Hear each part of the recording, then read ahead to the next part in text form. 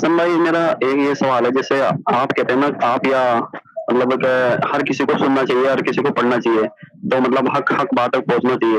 اب اگر ایک عام بندہ ہے تو وہ جو ہے جیسے مثال کے طور پر اگر قادیانی کو سنے گا تو وہ اس کا علم تو کم ہے نا، تو پھر وہ کیا غلط راستے کی طرف بھی جا سکتا ہے. تو وہ کس طرح حق بات تک پہنچے گا، مطلب کس طرح وہ تو گمراہ بھی ہو سکتا ہے کم علم والا بندہ. تو پھر آپ کا یہ کہنا کہ جو ہر کسی کو سننا چاہیے اور پڑھنا چاہیے، تو کس طرح صحیح ہوگا پھر؟ میں تو یہ مشورہ اس شخص کو دیتا ہوں جو سننے کے بعد سمجھنے کی صلاحیت رکھتا ہے. اگر میرے پاس کوئی ایسا شخص آ جائے جس کے اندر صلاحیت ہی نہیں ہے سمجھنے کی، تو میں تو اس کو اپنی بات بھی نہیں سناؤں گا. تو یہ جب کہا جاتا ہے کہ ہر ایک کو سنیں، اس کے پس منظر ہوتا ہے وہ یہ کہ بھئی آپ مسلمان ہیں، اللہ رسول کو مانتے ہیں، اس کے بعد علمی اختلافات ہوتے رہتے ہیں، اس میں مختلف آراء سامنے آتی ہیں، مختلف منہاج ہیں، مختلف رجحانات ہیں، ان میں سنیں، سننے کے بعد علم اور عقل کی بنیاد پہ فیصلہ کریں. یہ کس نے کہا ہے کہ سنیں اور سننے کے بعد اس پہ عمل درآمد شروع کر دیں؟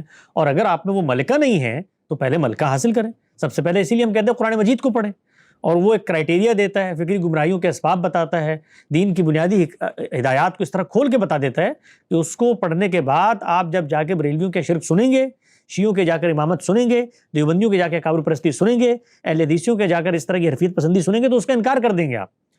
تو پہلے تو دین کی کتاب قرآن مجید پڑھنی چاہیے. اس کے بعد اس مخاطب کو میں یہ کہتا ہوں جس کے سامنے علمی اختلاف آ رہے ہیں اور وہ دماغ بند کر کے بیٹھ گیا ہے، کہتا ہوں سب کو سنو بھائی، سب کی بات کے میرٹ ڈی میرٹ کا جائزہ لو.